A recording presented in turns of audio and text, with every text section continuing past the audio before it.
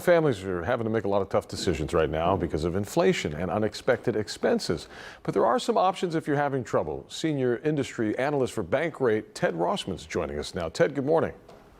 Hi, thanks for having me. Thanks for being here, and hoping we can help some families here with some ideas. What do you got for us? Let's start off with some easy ways a family of four, let's say, can save on everyday expenses. One idea would be to make your credit cards work for you. 54% of credit card holders pay in full every month and avoid interest. So if that describes you, that's a really great starting point for earning meaningful rewards. I know I'm a big cash back lover. I have a credit card that gives me 6% back at the grocery store, the Amex Blue Cash Preferred. There are tons of other credit cards that give 3, 4, 5, 6% cash back in certain categories. You have to pay in full and avoid interest for this to be worth it. But look at your spending habits. Pick some of your key categories. That's a really great way to earn some extra cash back or travel rewards. Yeah, because if you're carrying a balance, right, for too long, you're essentially canceling out all the good that you're getting with the discounts and whatnot. Talk a little bit more about that, if you don't mind, like how important it is to pay down this debt if you can't pay it off every month. That's that huge fork in the road, whether you're carrying a balance with interest or not. That's why people say credit cards can be like power tools. They can be really useful or they can be dangerous. The average credit card charges 20.58%. So that's a really expensive debt cycle. It's easy to get in, it's hard to get out. My best tip for debt relief is to sign up for a 0% balance transfer credit card.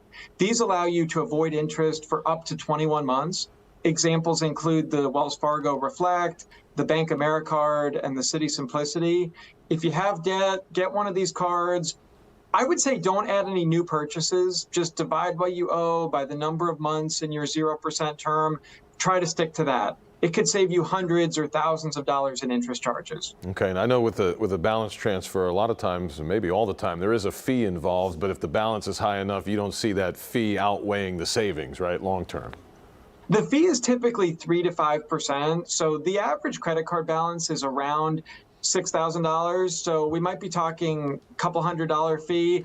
I think it's well worth it, provided you can make progress paying down the debt. Right. Okay, let's talk about refinancing. I mean, interest rates are pretty high right now. Is this a good time? Should a family kind of try to wait it out? What do you think?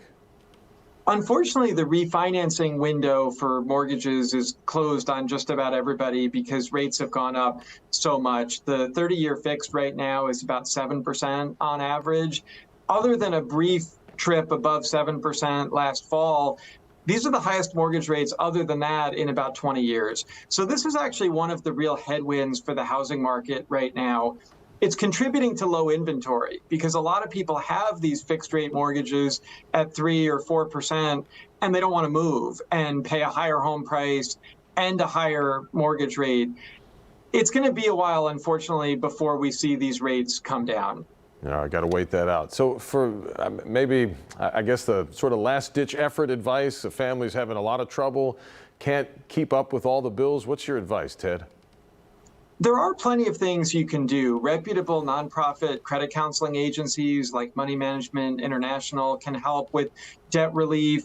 I would also note things like taking on a side hustle, selling stuff you don't need, cutting your expenses. When it comes to cutting expenses, I would suggest two areas. The big stuff makes a big difference. So to the extent that you can lower your housing costs or car costs, that's really meaningful. Also, look at those recurring monthly expenses. A lot of people have subscriptions that they've forgotten about or they're not using that much.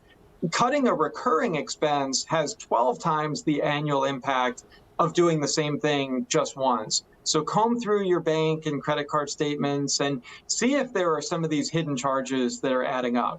Yeah, a little bit adds up, goes a long way sometimes. Ted Rossman with Bankrate. Ted, thanks for your time. Appreciate it. Of course. Thank you. Have a great day. And folks, be sure to go to click2houston.com/scene at 7 for more.